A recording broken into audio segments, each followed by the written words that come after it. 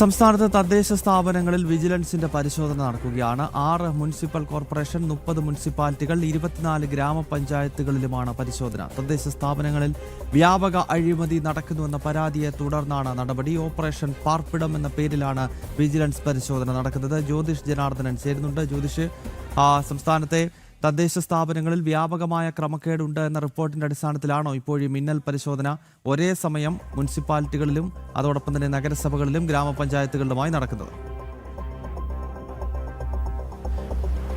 ഗൗതം, തീർച്ചയായിട്ടും ഈ ഓപ്പറേഷൻ പാർപ്പിടം എന്ന പേരിട്ടിരിക്കുന്നൊരു ഓപ്പറേഷനാണ് ഇപ്പോൾ നടക്കുന്നത്. ഇതിൽ പ്രധാനമായിട്ടും ലൈഫ് മിഷൻ വഴി തദ്ദേശ സ്വയംഭരണ സ്ഥാപനങ്ങളിൽ ലൈഫ് മിഷൻ അനർഹർക്കാണ് ഈ വീട് വെച്ച് നൽകുന്നത് എന്നൊരു ആക്ഷേപം ഉണ്ടായിരുന്നു, പരാതികൾ ഉയർന്നിരുന്നു. അതിൻ്റെ അടിസ്ഥാനത്തിലാണ് വിജിലൻസ് ഇപ്പോൾ ഓപ്പറേഷൻ പാർപ്പിടം എന്ന പേരിൽ പരിശോധനകൾ നടത്തുന്നത്. ഇന്നിപ്പോൾ 6 മുനിസിപ്പൽ കോർപ്പറേഷൻ, 30 മുനിസിപ്പാലിറ്റികൾ, 24 ഗ്രാമപഞ്ചായത്തുകളിലാണ് ഒരേ സമയത്ത് പരിശോധനകൾ നടത്തുന്നത്. ഇത് നിർധനർക്കാണ് ഈ ലൈഫ് മിഷൻ പദ്ധതിയിലൂടെ വീട് ലഭ്യമാകട്ടെ, എന്നാൽ അനർഹർക്ക് ഈ വീടുകൾ ലഭ്യമാകുന്നു എന്നാണ് പരക്കെ ഉയരുന്ന ആക്ഷേപം. ഇതിൻ്റെ ഭാഗമായിട്ടാണ് ഇപ്പോൾ വിശദമായ പരിശോധനകൾ തദ്ദേശ സ്വയംഭരണ സ്ഥാപനങ്ങൾ നടക്കുന്ന. ഇവരുടെ രജിസ്റ്റർ ബുക്കുകൾ, ഇത് സംബന്ധിച്ച് ലൈഫ് മിഷനുമായി ബന്ധപ്പെട്ട ഭവന പദ്ധതിയുമായി ബന്ധപ്പെട്ട എല്ലാ രേഖകളും ഇപ്പോൾ വിജിലൻസ് പരിശോധിച്ചുകൊണ്ടിരിക്കുകയാണ്.